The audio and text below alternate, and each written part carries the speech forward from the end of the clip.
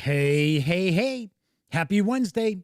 Come on in, pull up a chair. The Gaming Gang Dispatch is in the air.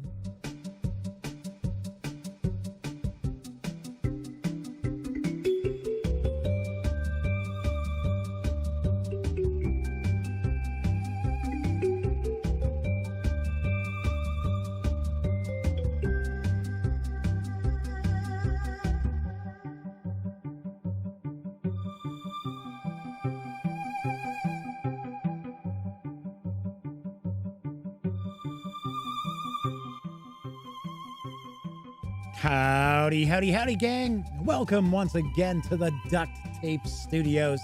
I'm Jeff McAleer, your host here at the Gaming Gang Dispatch, brought to you by thegaminggang.com, which I happen to be the founder and editor-in-chief. If this is your first time joining me, welcome aboard. Kick back, put your feet up, relax. We are not engaging in rocket surgery around here. No, we're talking about tabletop gaming. So on each of the episodes of the Dispatch, I tend to share some tabletop gaming news, and then I'll do an unboxing or a page through of a board game, role-playing game, what have you. And tonight, we are actually going to take a first look at Bayonets and Tomahawks, which is from GMT Games. So that is coming up in a bit. Of course, if you're a longtime viewer, thank you so much for stopping by to visit with me once again. Always, always appreciate that. Warms the cockles of my heart. So definitely appreciate that as well. So do want to mention, if you like this video, by all means, please give it a quick thumbs up. Subscribe to the Gaming Gang channel if you haven't already. And if you do subscribe, ding that bell. It'll not only let you know when the Dispatch airs live Monday through Thursday nights right here on YouTube. I'll also let you know when I upload other videos, such as my upcoming review of World's Fair 1893. Yes, this will be up this weekend. I'm going to try to get some other things up as well, but I got some stuff going on, so might be the only video that makes it up this weekend. Anyway, of course, when you're not watching videos on the Gaming Gang channel, be sure to visit thegaminggang.com for all latest in gaming news, reviews, and a whole lot more. You know the drill. Get your geek on at thegaminggang.com. Lastly, this is a live stream, so that means chat is available. It's not on screen. It's one of the ways that I keep some of the more unusual commenters at bay. But if you'd like to say howdy, or maybe got a question, a comment, by all means, please chime in. I will do my best to respond. So tonight, it is Wednesday, April 7th, 2021. This is live stream number 644. And first out the gate in chat is the Madman. Yes, the Motor City Madman saying howdy. We got Gary Clarkson. Clint Gibson is here as well. So that's what we've got cooking as far as chat so far tonight. So before we, my goodness, can I even talk tonight? It's going to spit up. So before I get into the news, did want to mention, if you were watching last night's stream, oh my gosh, what a disaster that was.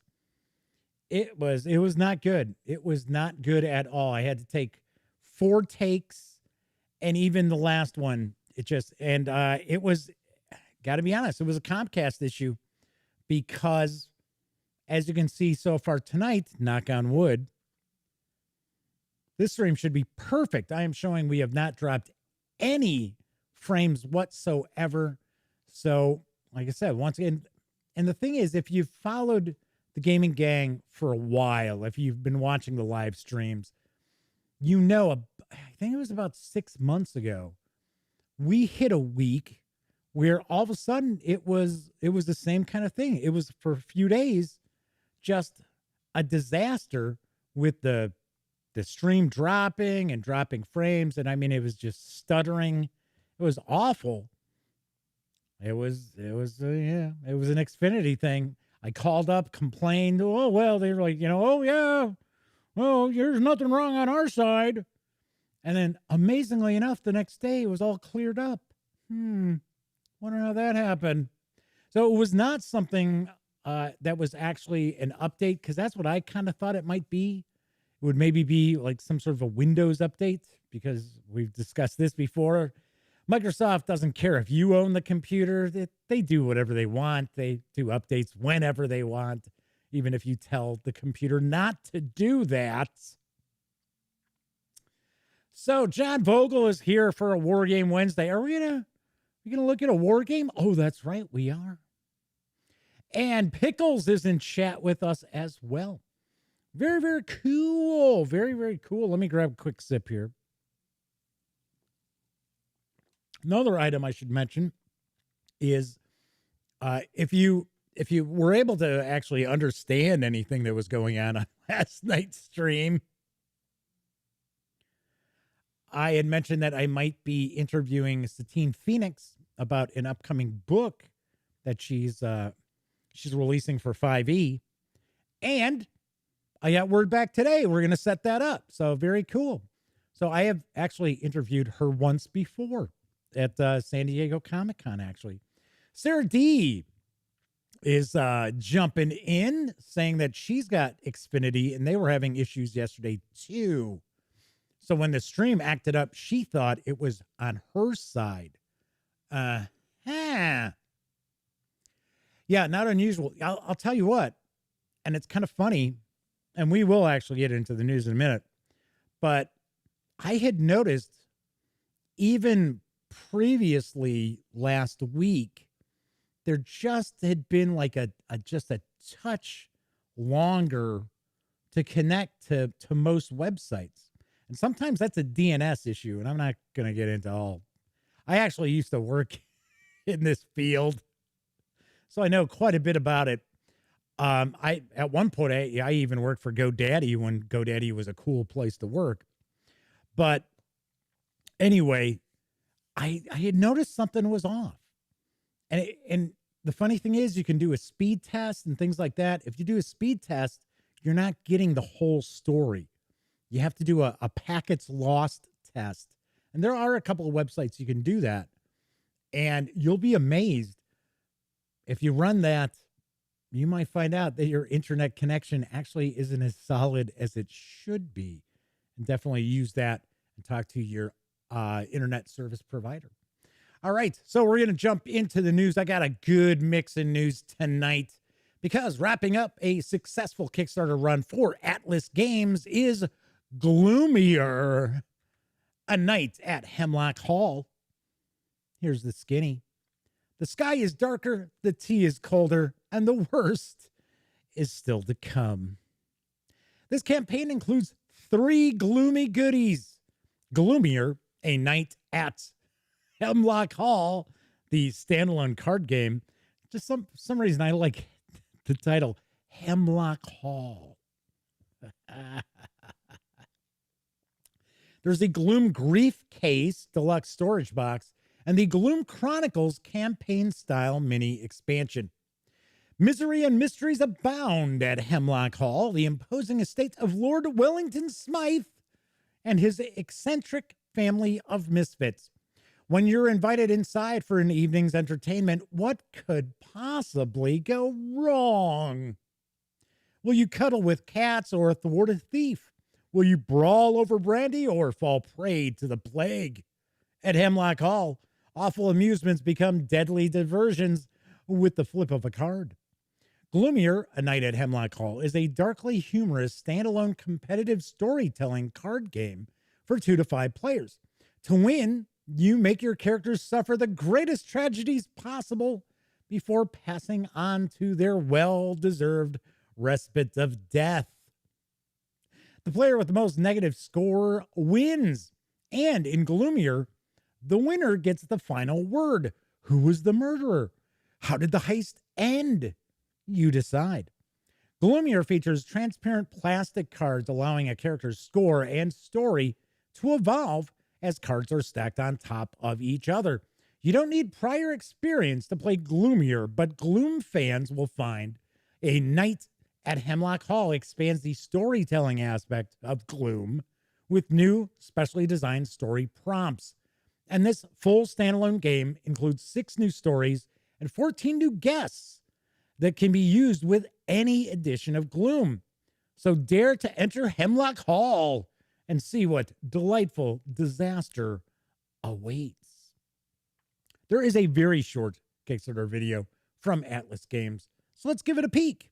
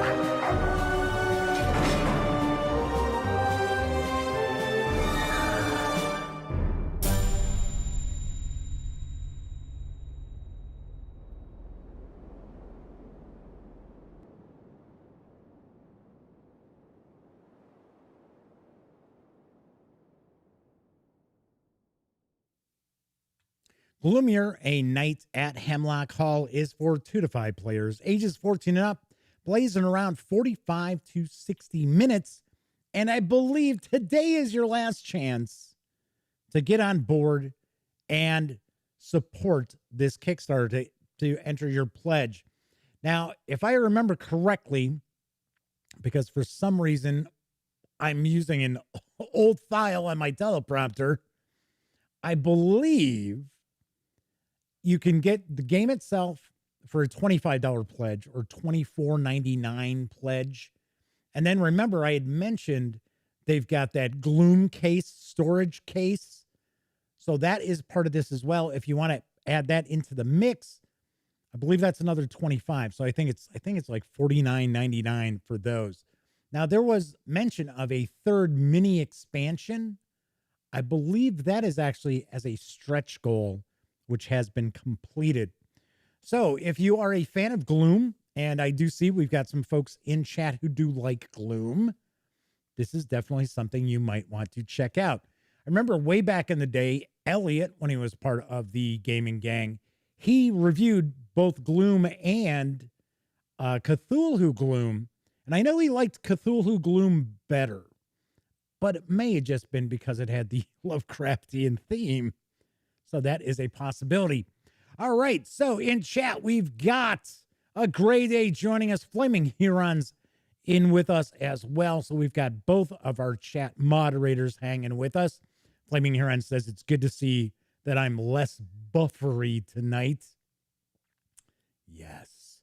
So we got Disavowed 92. Nicholas, I always get this probably wrong. Stanishek is in chat with us as well. So I think I've got everybody. I think I've said hello to everyone, because you know how I always try to say howdy to everybody who pops into chat. So moving right along, arriving this month from One More Time Games is Rift Force. And here's what I got. The rifts changed our world. Villages were torn apart. Rift Force emerged from it and spread across the land. That's kind of strange. Doesn't sound right. Although I have to admit, I don't think One More Time Games is in a company here in the United States or North America. So this might be an English second language kind of thing. What seemed lifeless before started to rise and wake. Flames left campfires and waves poured out of their riverbeds. Even the sun and moon leave their footprints in the ground. We learned how to control these living elementals and formed guilds to perfect this knowledge. While competing for Rift Force, the guilds forged temporary alliances to share their unique abilities and guard the access to the rifts. Now it's your time. Choose your guilds combine their powers and rush into battle. Gain rift force from the land you control and all the elementals you destroy until you have enough to ascend into a higher state of power. In Rift Force, the two-player dual card game, each player starts by drafting 4 of the 10 different guilds, each with a unique power to forge their own asymmetrical alliance. Every game of Rift Force gives you a chance to discover new synergies between guilds, which will greatly influence your overall strategy and strengths. Can you combine the flexible and mobile Water Guild with the all-consuming Fire Elementals who even harm their allies and unleash their full potential? The guild's elementals are the lifeblood of the game. They are your troops and at the same time the resource necessary to attack. Soon you'll find yourself wondering how to use them best. Each turn, you're torn, choosing one of 3 possible actions. Do you want to strengthen your position at the rift, sacrifice elementals for powerful combo attacks, or gather support for your next turn? Gain rift force by destroying the elements of your opponent and by controlling locations along the rift. Only then will you ascend and win the game. Discovering new synergies between the different guilds, clever gameplay combos, and deeper layers of strategy will keep you coming back to enjoy the game again and again. Rift Force is for 2 players, ages 10 and up, plays in around 30 minutes, and it should carry an MSRP of about $25. I have seen it for sale. It's 25 euros. And depending on the publisher, sometimes that translates exactly over to dollars. Sometimes it translates to a little more in dollars. So it all depends. That's why I'm saying it should be around $25 when it does hit stores later this month. So Nicholas said, hey, I got the last name right. At least that's this time. Now, next time you pop in, I'll completely mess it up. All right, now up for crowdfunding on Kickstarter is the wargame Give Us Victories from designer Sergio Chavez, or I should say Chiavi, and Dissimula Edizioni. Here's the details. Give Us Victories is a game about the Chancellorsville campaign fought during the American Civil War, where 130,000 soldiers of the Union Northern Army clashed with the much smaller Northern Virginia Army led by General Lee. Once again, I wonder if this is a translation because the Union Army was the Army of the Potomac and the Confederate Army was the Army of Northern Virginia, not the names that they're giving them here. So, General Hooker, newly appointed by President Lincoln, was in command of the Army of the Potomac, which is weird. Now they're actually calling it the correct army. Lincoln's engagement letter ended with the words, "Give us victories." The game includes 2 beautiful maps of standard 22-inch by 34-inch size with 1-inch wide hexes. The counters represent the fighting troops of each side in the campaign, cavalry and infantry brigades, artillery battalions, small units of skirmishers, pontoon bridges, and more. There are 2 complete sets of counters in the box with both silhouettes and NATO symbols. It allows players to choose what they prefer to play with. After the video, I'm wondering if anybody in chat knows why I would not want to use NATO symbols with this game. Anyway, the game is an improvement on the Radetzky's March system. The campaign begins on April 30th, 1863, with the Army of the Potomac now beyond the Rappahannock and the Rapidan, marching towards Chancellorsville. The game is of intermediate complexity and has simple and intuitive rules. The command system is the heart of the game. You simply check how many points you have in a turn, choose the formations to activate, divisions for the Confederates and corps for the Union, and put them in a cup. Your opponent does the same, then mix and pull. Formations may move, attack, entrench, bombard, and so on. Special rules cover the use of skirmishers, trench building, and bridge building. Players perform actions alternately with a random activation system that's always engaging and different, creating chaos and uncertainty in a realistic and tense simulation. The mechanic that drives the action in Give Us Victories Advanced Rules is the event shit pull system. It adds variety and uncertainty to the game, as many unexpected events may happen or not. Night attacks, rebel yell, steady defense, Stuart unleashed, a lost order, and so on. There is a short video for Give Us Victories. It's a little more than a minute, I think.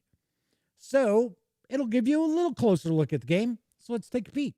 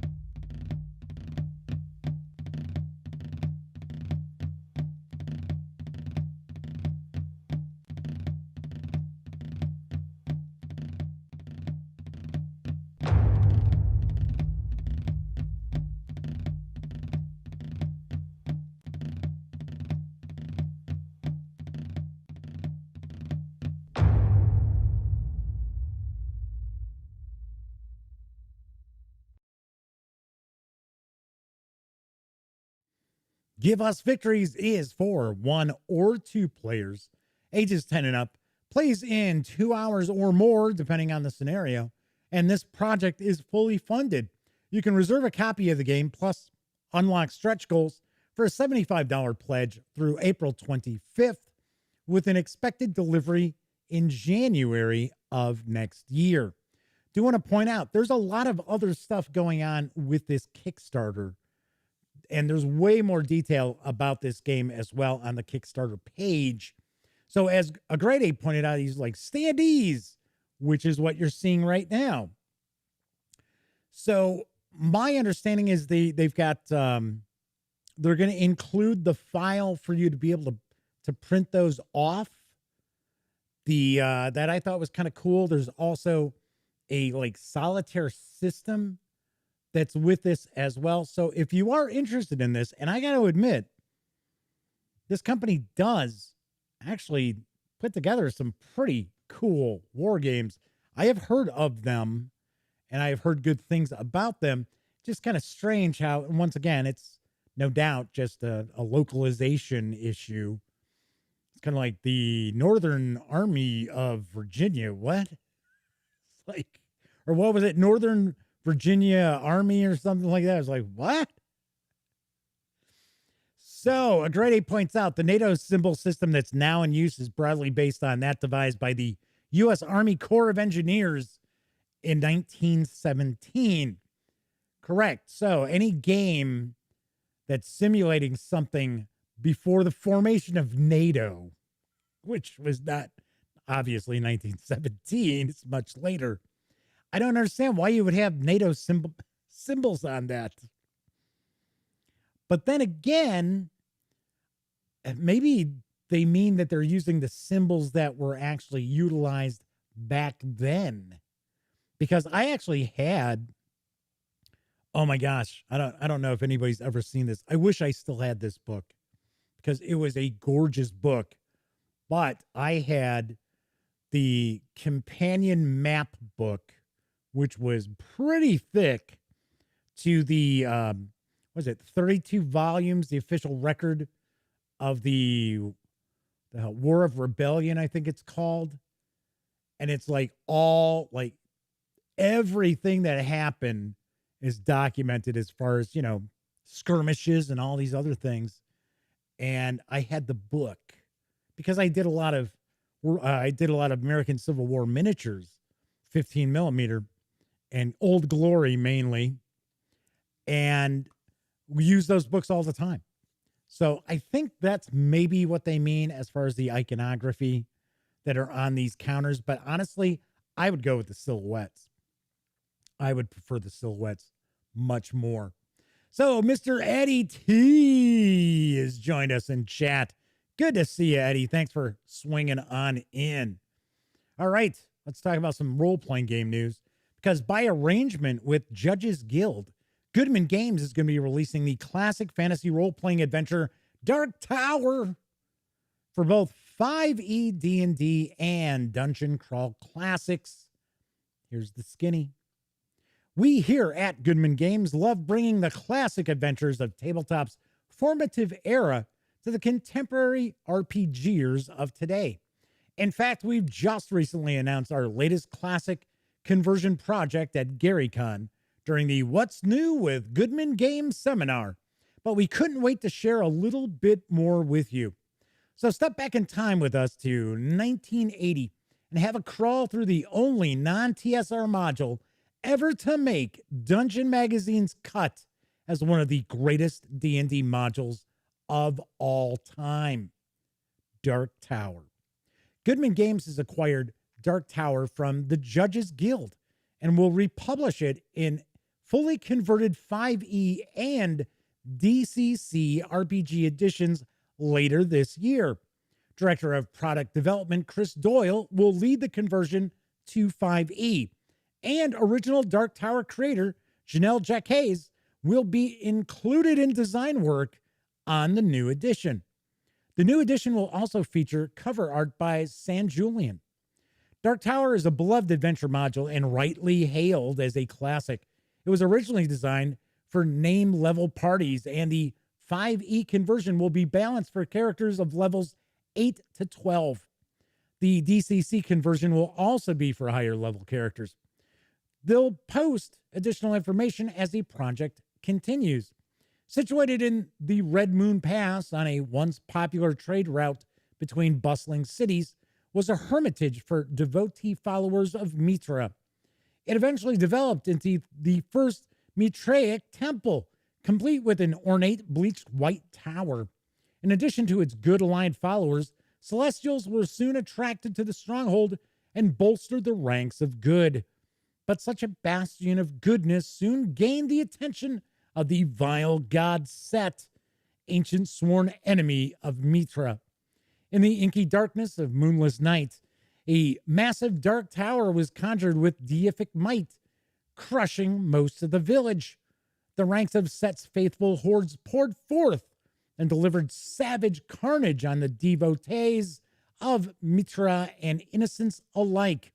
The very earth roiled in disgust at the bloodshed and destruction wrought by the forces of evil, triggering landslides and burying the tower's village and battleground. The shunned site was not ignored for long as treasure seekers and downtrodden freebooters arrived hoping to stake a claim on a treasure from a bygone era. Soon a ramshackle hamlet arose to support the explorations aptly named Mitra's Fist. Even the Church of Mitra reestablished a presence with a shrine to keep an eye on any religious relics that might be unearthed. Yet it took a century of excavating and exploration to finally uncover the ancient site, but only because something was digging upward as the explorers tunneling down. And that something unleashed a horrible curse on the land that has clung to it for centuries. Does your group of heroes dare to investigate the origin of this divine curse and become embroiled in a struggle between the minions of good and evil? Underneath the cellars of Mitra's Fist, you'll find staunch allies and wondrous artifacts to aid the crusade against the dark, but you will also find the servants of the dark god Set still lurking in forlorn chambers, strange adversaries stalking the shunned halls, and the undying infesting the forgotten tunnels. All are more than willing to play their role to tear down the factions of good and their allies. This book will be a fully updated homage to the adventure Dark Tower, crafted by Janelle Jacques and originally published by the Judges Guild in 1979. Herein, you'll find high-quality scans of the original first edition adventure module, plus commentary by tabletop role-playing gaming legends and luminaries. Included will be a full 5th edition conversion of all 4 dungeon levels, along with the White Tower of Mitra and the Dark Tower of Set, plus the village of Mitra's Fist. This fully converted adventure also includes fresh material, adding new wilderness encounters, expanding the village of Mitra's Fist, and providing Dungeon Crawl Classics and 5e updates of non-player characters, magic items, monsters, and spells. It's an entire mega dungeon forming a mini campaign with many hours of classic-style old-school adventure.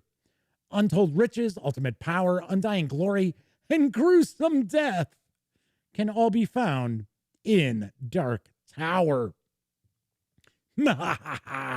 Gary Con, yes, Gary. There is a Gary Con. It is not named after Gary Clarkson. It is named after E. Gary Gygax. And it is held in... Anybody want to guess? Anybody want to guess? I think the Madman knows this. I think the Madman knows where it's located. I'll let him chime in. And yes, knock on wood once again, 0 drop frames tonight. So, so Madman's like, stream's going good so far. Yeah, last night was just awful.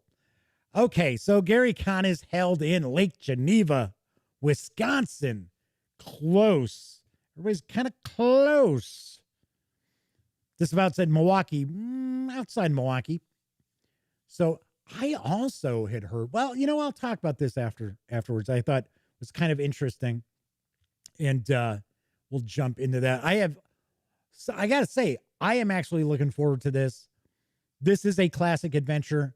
Back in the day, and yes, I was around when Judges Guild was releasing their D&D stuff. I really never picked up much from Judges Guild. I think I picked up 1 or 2 books. And the thing was, just the paper quality was so kind of pulpy. It didn't really hold up.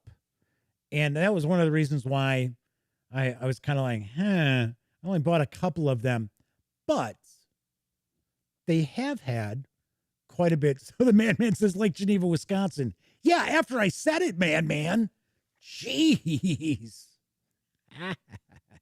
I'm just joking. Disavow points out that Judges Guild put out some good stuff. They did. They put out some really good stuff.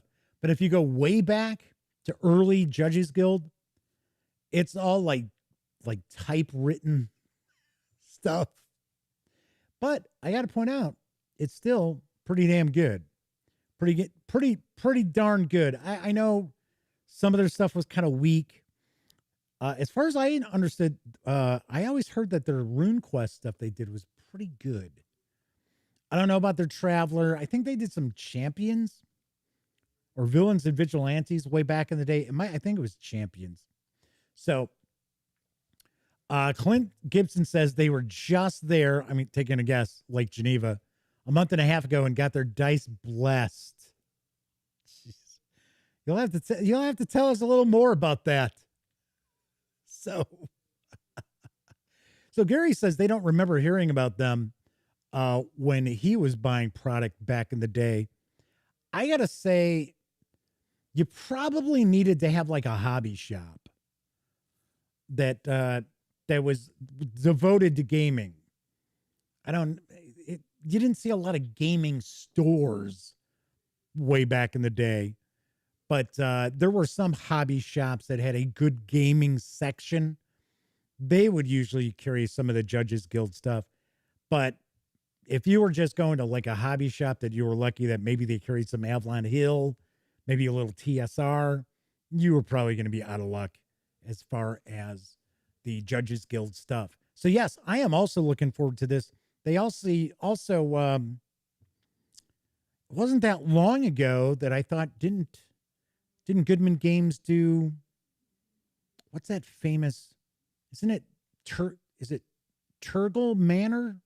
Is that what it is? I know it's something manor, but for some reason I think it's like Teagle Manor. So that was another one that people were always talking about how awesome it was. And I got to be honest, I think that's a Jack Hayes adventure as well. I might be wrong, but I think it is. All right. My final news piece, now available in print and PDF from ChamomileHasAdventures, is Natalia's Guide to Necromancy. Here's the scoop. Natalia's Guide to Necromancy is a zine-size 5e supplement of necromancers, vampires, and ghouls. With the guidance of Natalia Vlatala, your minion master necromancer will be able to reanimate large-size undead, command specters and wraiths, and sculpt their corporeal minions into deadly abominations with phalanges carved into razor-sharp claws, bloated bellies swollen with acid that pop and cover nearby enemies when they're slain. That sounds pretty gross. Or ghastly extended limbs that allow them to tower 12 feet over the battlefield. Take the new Damphir race to play as a mortal half-cursed with undeath, inheriting a few of your undead progenitors' vampiric powers while still being able to stand the light of day, or embrace the thirst altogether and become a full-on vampire, attuning to your own awakened blood as though it were a magic item to unlock more and more vampiric powers, such as hypnotism, transformation, preternatural physical and mental abilities, and more. But beware, once you've embraced your stolen blood, you can never go back, and as your powers mount, so will your weaknesses. There's more than one path to undeath. Return from the dead as a ghoul, and you will constantly search for living flesh to consume in order to prevent yourself from rotting away. But there are many rituals to help make your self-preservation more manageable. Scoop your organs out into canopic jars, attach bolts to your temples and charge yourself with lightning, or just give yourself a terrible, unholy feast of a dozen or more fresh corpses and let that keep you ghoulishly perky for a few weeks. And there's more. Scythe-wielding paladins of the Eternal Oath, curse-casting necromancers of the School of the Reaper, new spells, new feats, action-oriented undead bosses, and all manner of undeath and terror. This 39-page softcover zine with PDF is available over at DriveThruRPG for $12.77, or grab the PDF alone for $4.99. Very cool, very cool. So, sounds pretty interesting. ChamomileHasAdventures is just kind of a small little creator, but hey, I like giving shout outs and sharing stuff that looks like it might be relatively interesting. So, of course, you can pick that up at DriveThruRPG. And of course, speaking of DriveThruRPG, the gaming gang, thus the Dispatch, are affiliated with the One Bookshelf sites. So if you are going to visit, say, DriveThruRPG, please stop by thegaminggang.com, click on one of our banner ads. That way, if you do happen to make a purchase, I get a little portion of that sale. And all those nickels, dimes, and quotas all add up and really do help keep thegaminggang.com around. And I say it all the time. There are a lot of people who use those links, and they really, really do help out. It's always appreciated. All right, so we've got some discussion going on in chat. So Gary mentioned that they got most of their D&D stuff from Toys R Us. Right, okay. Just like I remember back in the day when KB Toys was around, they used to get a lot of Avalon Hill stuff, and they sold it for like $5. It was all like overstock or something like that. But that was back mid 80s or so. Cause I know we picked up some Avalon Hill stuff. Not like the major Avalon Hill games, but in fact, I recall it wasn't RuneQuest that they did. There was another fantasy role-playing game that Avalon Hill had come up with. And I remember picking up a couple of like about half-inch box, like adventure packs that were actually halfway decent. So, but they weren't for D&D. They were for Avalon Hill's own in-house role-playing game that they had. So, Clint says he went to the Gary Gygax Memorial. Wanted to take a road trip before he went back to work. So that's cool. So the Madman says there used to be a small shop at the top of the Renaissance Center in Detroit back in the early 80s. That's where he bought his first D&D books. I got a lot of stuff. I started off at 2 hobby shops, and they were hobby shops. A lot of the D&D stuff I picked up at a place called Devon Hobbies, which in Chicago, and it was at Western and Devon. And then I picked up, I used to get Avalon Hill stuff at Stanton Hobby Shop, which was a famous hobby shop throughout the Midwest because it took up like a full city block. It was really big, and they carried tons of stuff. And if you were into like radio controlled cars and airplanes and stuff like that, that was like your place. And I used to pick up Avalon Hill stuff there. I don't remember them carrying much D&D.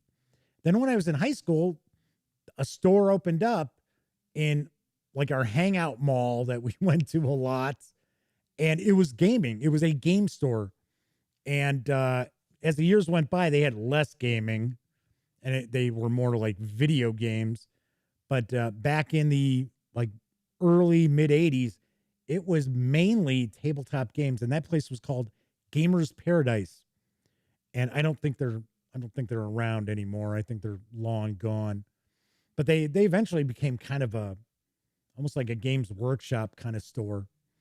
All right. So Nicholas says that they are really hoping that Goodman Games does an original adventures reincarnated of D1 through 3 and Q1 after they complete T1 through 4. I don't know. So Disavowed asks, Magic Realm, that was actually my first Avalon Hill game I ever bought. That was my first like adult board game I ever bought. I think I was 12. And I got to be honest, I couldn't figure out what the hell. So Disavowed says that they managed a Gamers Paradise in Joliet for a bit. That's right. I forgot. Disavowed is in Illinois. Yes, the Gamers Paradise we went to all the time was at the Harlem and Irving Plaza, which is actually Norridge. It's a suburb of Chicago where it was basically across the street from Chicago. Kind of walked across Harlem Avenue and you're back in Chicago. So that was where we used to go all the time. And interestingly enough, a guy I went to high school with ended up working there, and then he was the manager for at Gamers Paradise for years and years. So Disavowed says they're actually from Western New York, but you live in Illinois, if I remember correctly. So maybe not. I don't know. There's somebody I know. There's somebody who hangs out in chat. I think they're in Illinois too. So, all right. Anyway, so yeah. So I had heard that opening up this year. Now I don't know if it's open yet, but I saw a couple of photos, and the dungeon, which of course was the original game store that D&D was sold out of, is reopening. And it looked like they've got a bunch of TSR stuff in there. That's it. Eddie and Sarah are the Illinoisans I don't know. Do we ever use that term? I've never said Illinoisans until just now. When I lived in Arizona, yeah, I'd say Arizonans. But anyway, so I saw it's in Lake Geneva and it's at the exact location. So, and I think it might be as a museum more than anything else. Now, Clint said they were just in Lake Geneva at the Gary Gygax Memorial. So I wonder if Clint knows anything about that. So that'd be pretty cool. Pretty cool. All right. So tonight I am going to be unboxing and taking a first look at Bayonets and Tomahawks from GMT Games. But if you're watching after the fact, this is when you're going to get hit with an advertisement. So just, it is what it is. And I'll be back in a minute. All right. Without further ado, I am going to dive on into Bayonets and Tomahawks, which is from GMT Games. The game's designed by Mark Rodriguez. I don't know if it's Rodriguez. Taking a guess. Who also provides the artwork. The game is for 2 players, ages 14 and up, plays in 2 hours or more, depending on the scenario. So it's essentially for every year of a scenario, it's 2 hours. It's available right now. It does carry an MSRP of $59. We're going to swing on over to the other camera because here we've got Bayonets and Tomahawks, the French and Indian War. I like the French and Indian War. I find it very interesting. And it's a conflict that I know a bit about. I'm relatively well versed, but there just aren't enough French and Indian war games out there. In my opinion, I don't think there are. We do, of course, have the Academy Games release. What is that? 1754? Might be 1754, which is pretty good, but it's also very abstract. So I'm not going to read everything on the back here, but in Bayonets and Tomahawks, take command of either the French or British to fight all facets of the French and Indian War. Army maneuvering, diplomacy with indigenous nations. Jeez, I need a sip here.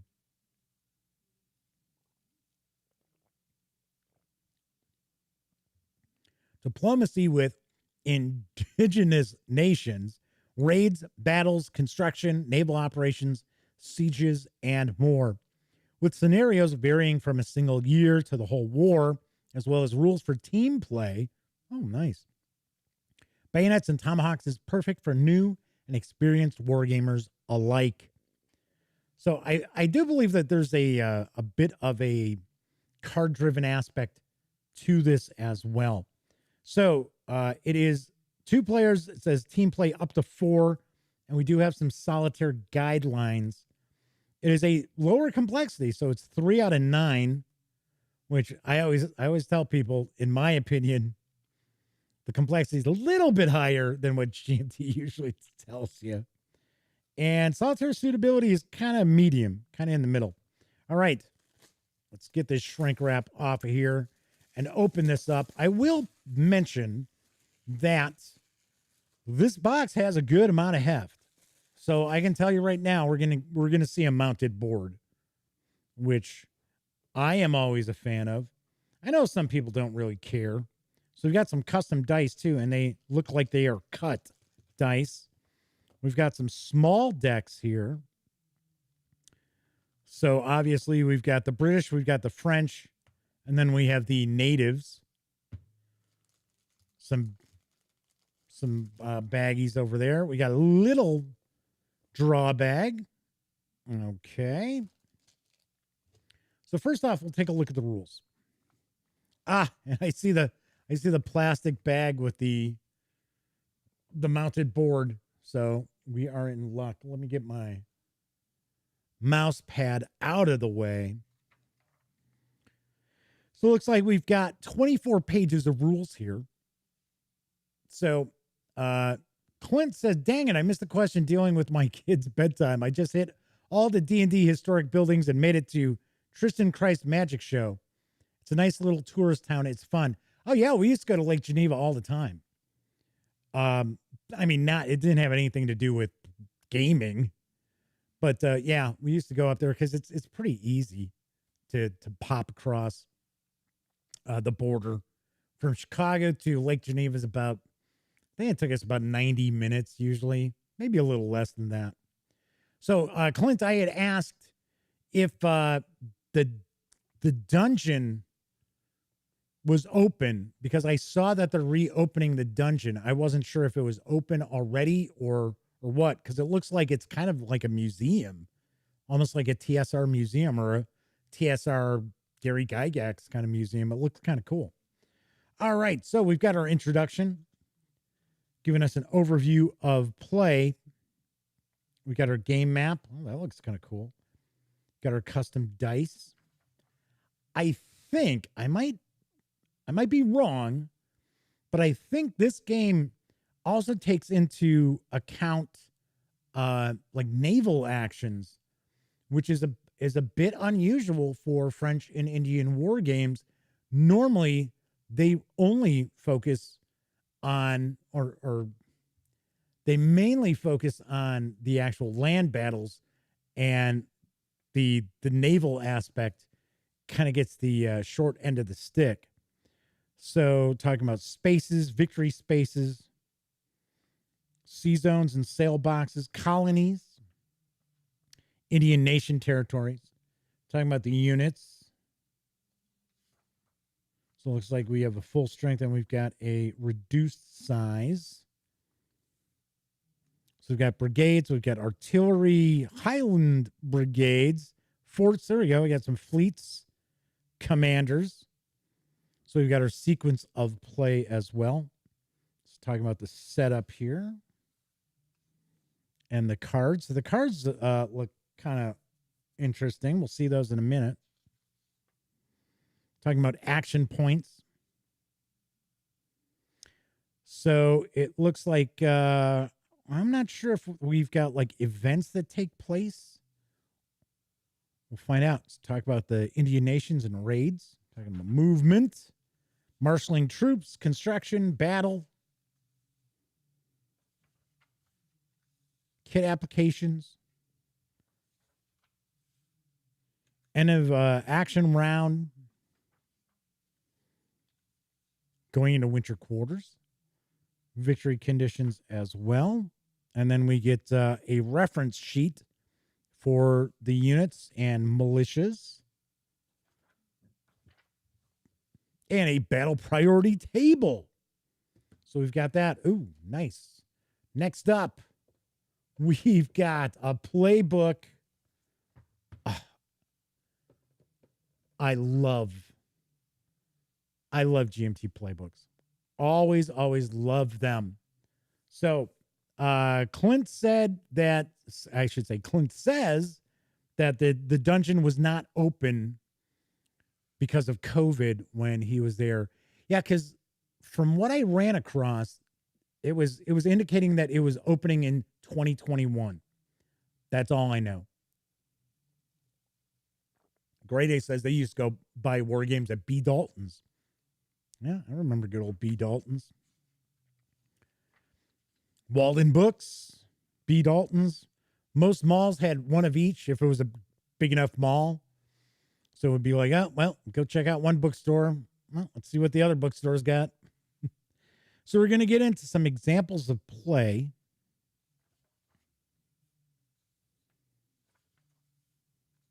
This is that's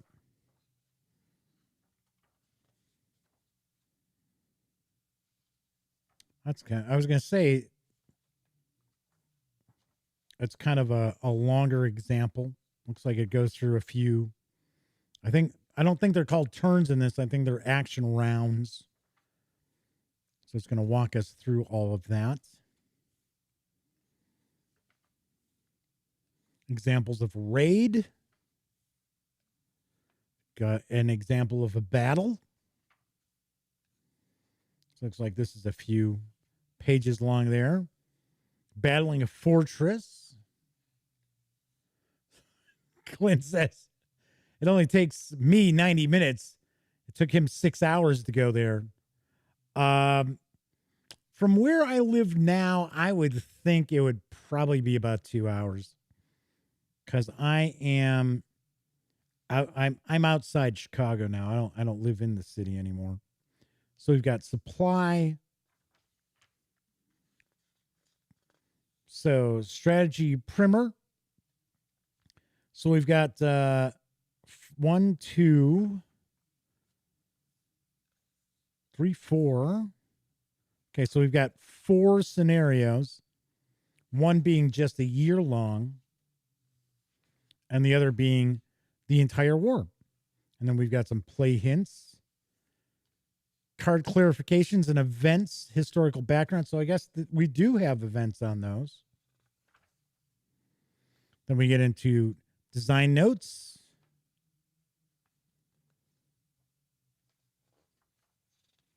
We get some scenario variants. Okay, that's cool. Should be getting some solitaire. Oh, here's the team rules. There we go. Pointers for solitaire play. So there isn't like an AI or a bot built as far as a solitaire player. So, all right.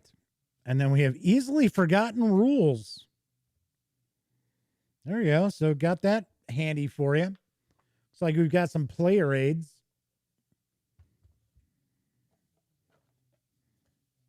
Actually, we've got a few of these.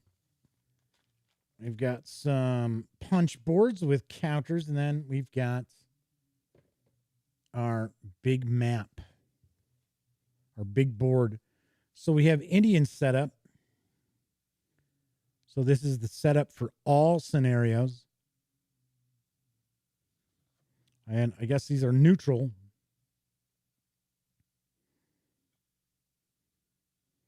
But it looks as if, taking a peek here, I think the Indians are set up by the French, except for the Mohawks. The Mohawks are actually set up by the British.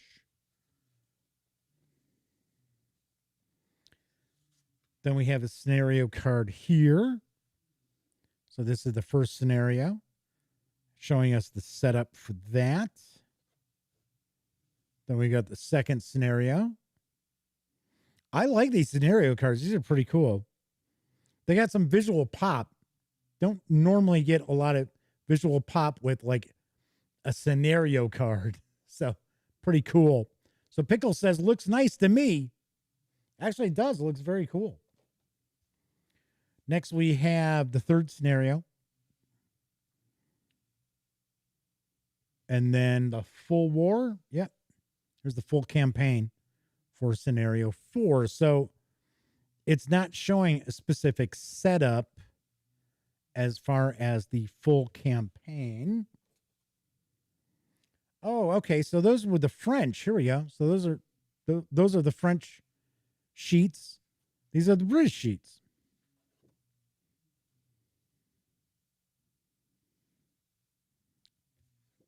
So I was sitting there. I'm like, huh, why am I only kind of seeing like the French? So this is set up there. And then we've got the setup for the full campaign as well.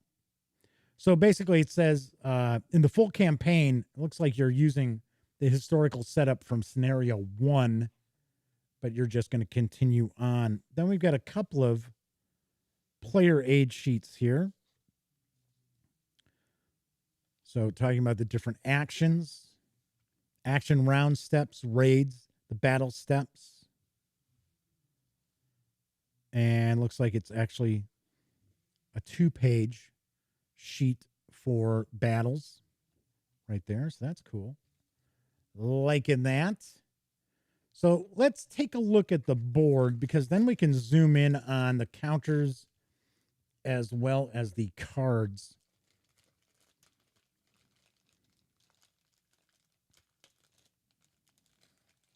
All right, come on, you.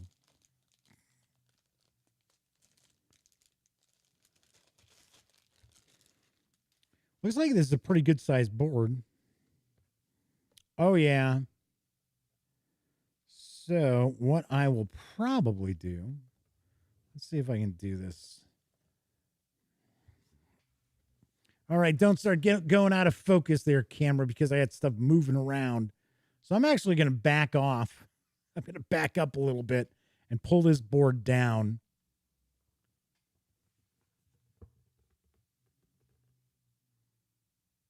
So there we go. I gotta admit, like as far as like French and Indian war games go, this is a far different geographic area that's as opposed to what's normally shown. So there's usually like a lot further west that's included, but the reality is you didn't see much action going on there. So as you can see, this is not a hex map. This is point to point movement here. So I'm assuming that you're going to occupy these locations, the circular locations here. These are settlements, towns. There's Fort Ticonderoga. And then try to squeeze this up a little bit more. You can see here, moving a little further down.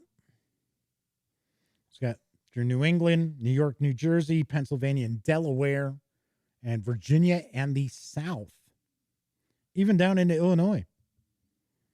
Cool. There's Detroit. Nice. I like this board. It looks cool, and it's not overwhelming either as far as the design of it. So the Madman's got a rock. Cool deal. Good to see you, Madman. We will see you tomorrow. Enjoy the rest of your Wednesday. All right, let's take a look at the counters. This time we'll zoom in. All right. So we have 3 sheets. We have 3 punch boards. So we have our British units. And we've got the silhouettes. No NATO iconography on these, thank goodness. We've got our artilleries, battalions. And then we have our natives. So I notice the natives are triangular counters here. And then these are dual-sided. And you'll notice it looks like we've got like a step reduction.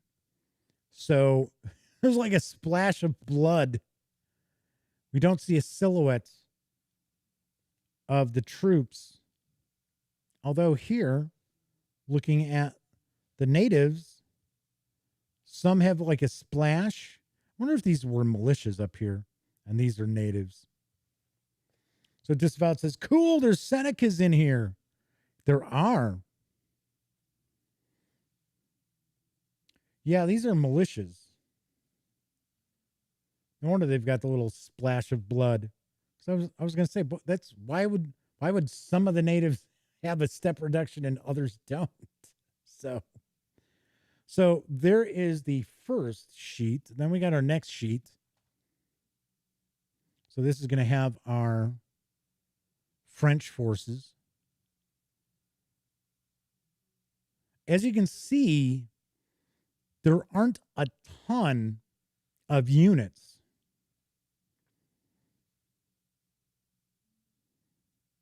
And these are good sized counters too. They look like they're about 3/4 of an inch. They're not full inch counters. So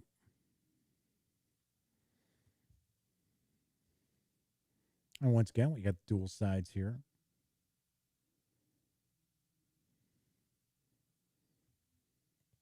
And then it looks like this last one is simply informational counters. And these are smaller. These are like the 1/2-inch counters.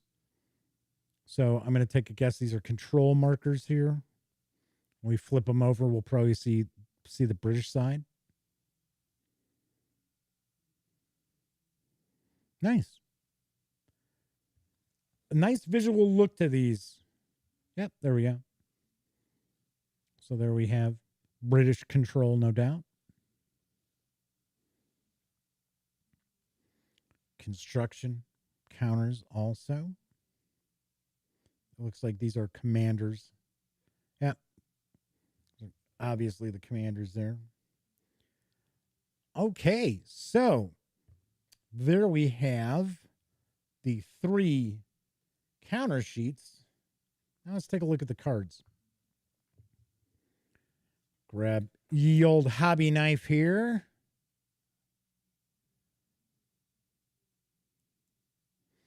So these aren't real big decks, that's for sure.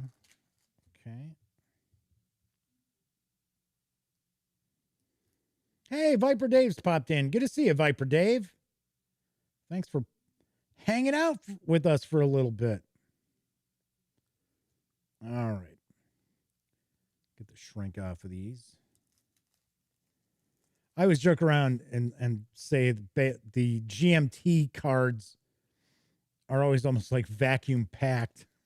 So I always have to use the hobby knife. Okay, so let's see what we've got as far as the Brits. So I'm going to take a guess that's probably 1 action point. I don't know.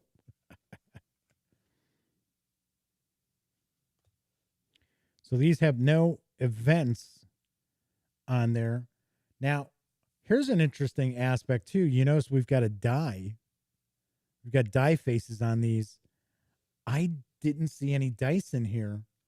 So you might be using the cards as well for your die rolls.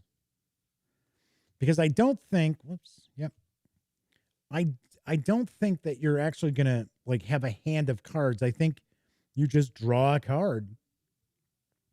Disease in French camp. Delayed supplies from France. Construction frenzy.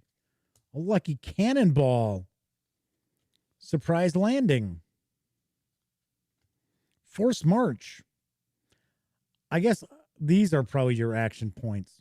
So you're probably going to get an action point to utilize for either militia or native troops, a naval unit, as well as a usual force, a British forces there. Smallpox infected blankets, round up men and equipment, Cherokee diplomacy, perfect volleys, nothing. Whoops, sorry. Round up men and equipment, wintering rear admiral, Iroquois diplomacy, French trade goods destroyed, and armed batoman. So those are the Brits. Here's the French. Forced march, lucky cannonball, construction frenzy, Cherokee diplomacy, reluctant wagoneers, round up men and equipment, wilderness ambush, hesitant British general, disease in British camp, frontiers ablaze, coup de main, Iroquois diplomacy, French lake warships, rough seas, indomitable abbots, and nothing. And then we've got the natives. Are we going to see some? I was going to say, are we going to see an event? Yep. Smallpox epidemic, staged lacrosse game, pursuit of elevated status, a right to plunder and captives, British encroachment, Pennsylvania's peace promises, and let's see how the French fight. Nice. So we've got these 3 small decks of cards. So all in all, we have the cool looking mounted board.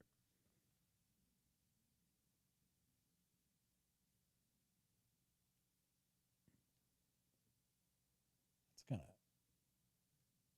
come on, you. There we go.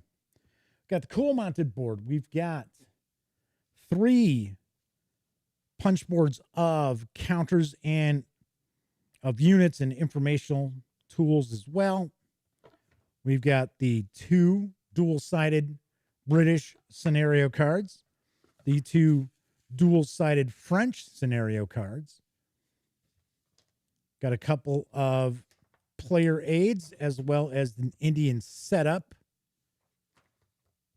the playbook, as well as the rules of play, as well as the 3 decks of cards.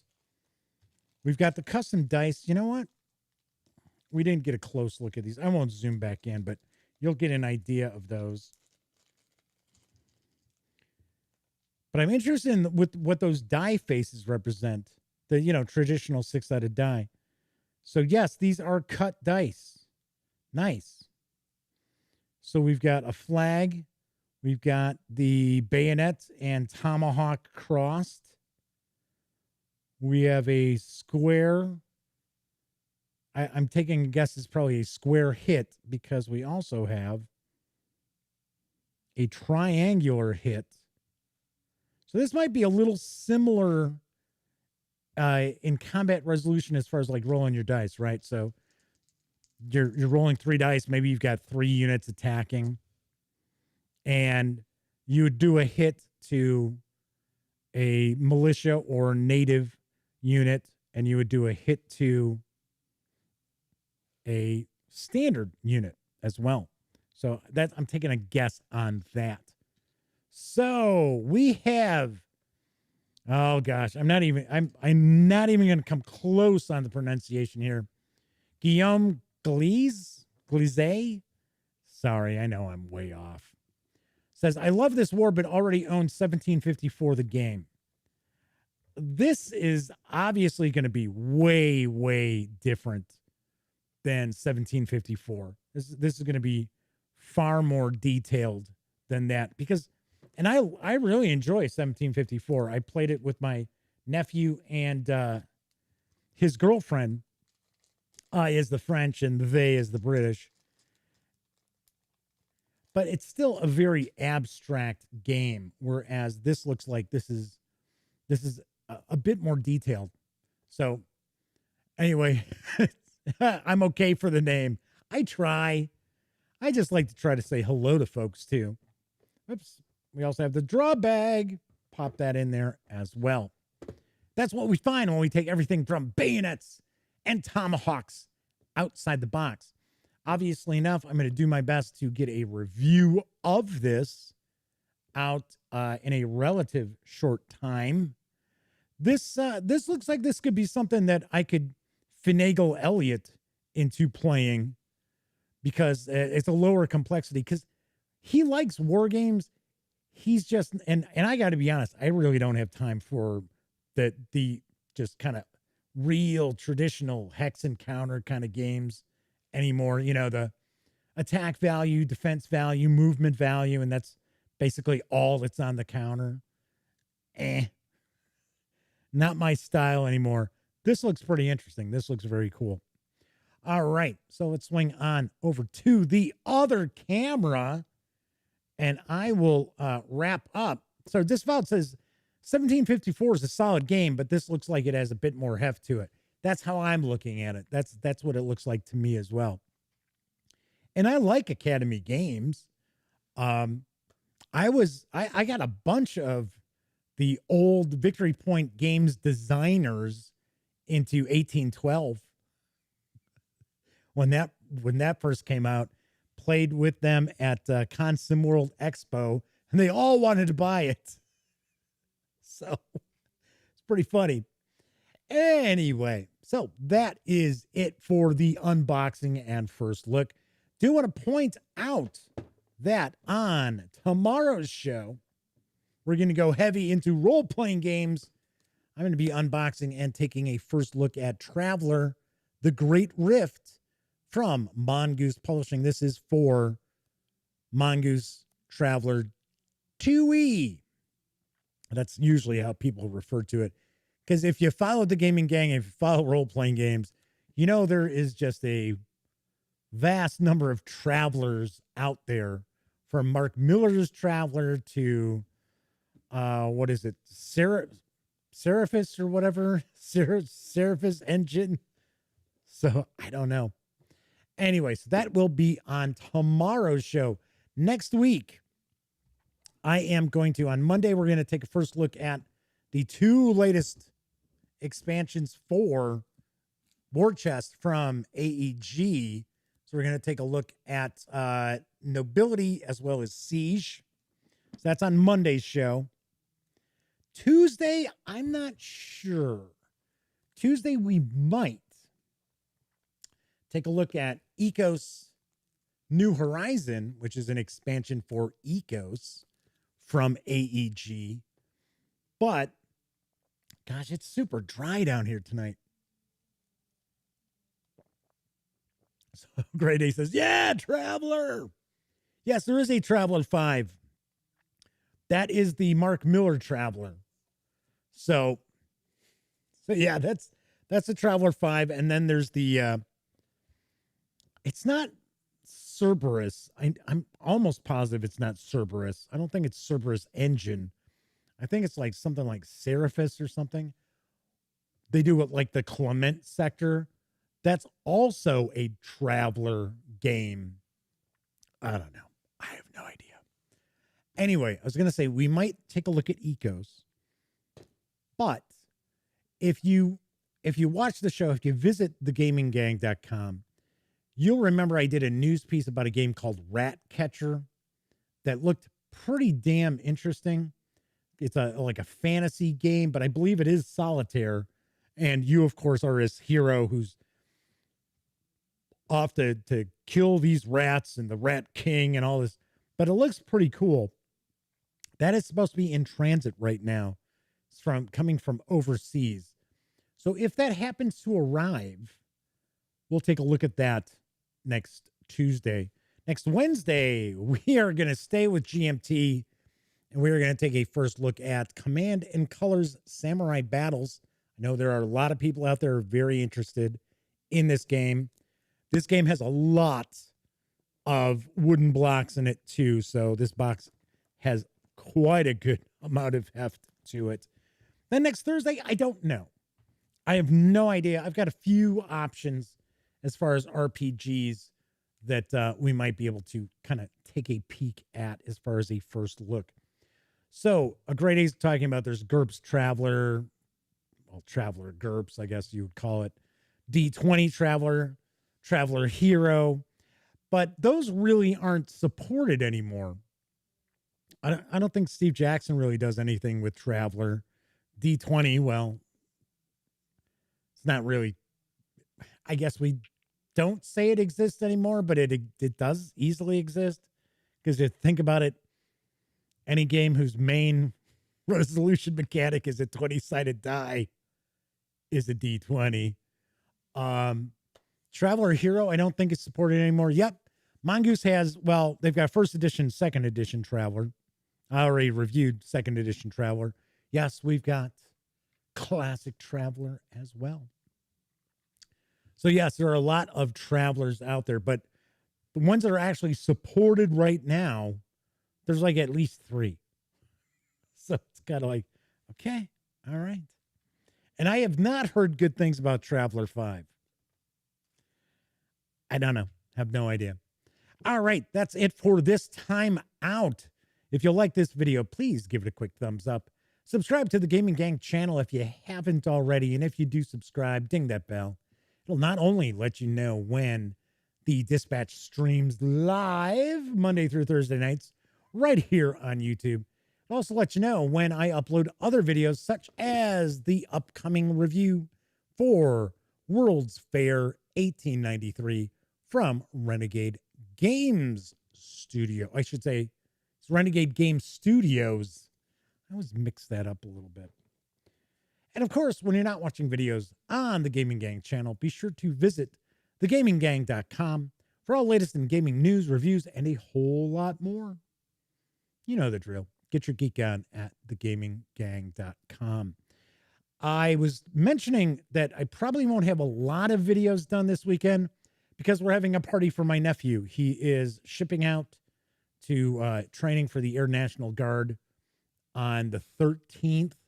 So we are having a party for him on the 10th.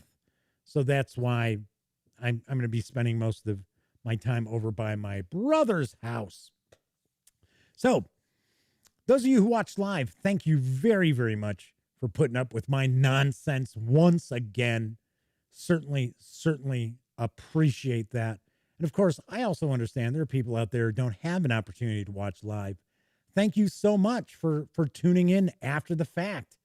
Hell, you might even be watching on Memorex. And of course, I'll be back tomorrow. Everybody enjoy the rest of your Wednesday night, Thursday morning, or whatever day you happen to be watching this. And as I wrap up all my videos during this never-ending pandemic, here's hoping all of you out there are being smart and staying safe.